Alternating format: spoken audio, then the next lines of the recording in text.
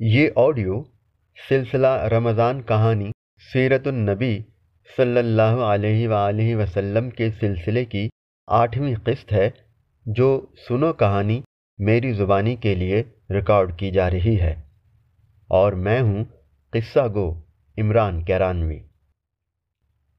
ہجرت کا آغاز۔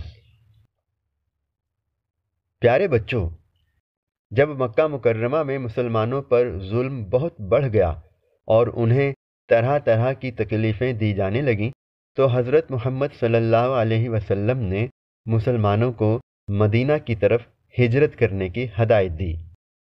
ہجرت کا مطلب ہے اپنے وطن یا شہر کو چھوڑ کر کسی دوسرے مقام پر جانا۔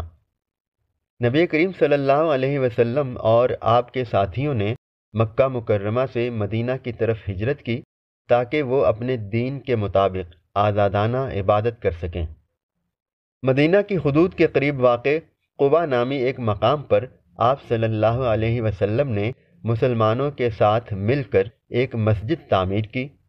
یہ مسلمانوں کی تعمیر کردہ پہلی مسجد تھی جسے مسجد قباء کہا جاتا ہے، اور جس کی تعمیر میں نبی کریم صلی اللہ علیہ وآلہ وسلم نے بذات خود حصہ لیا۔ پیارے ساتھیو، ہجرت کا واقعہ ہمیں سکھاتا ہے کہ دین کی حفاظت کے لیے کبھی کبھار ہمیں آرام دہ ماحول کو چھوڑ کر اللہ کی رضا کے لیے کسی مشکل راستے پر چلنا پڑتا ہے اور قربانی دینا پڑتی ہے۔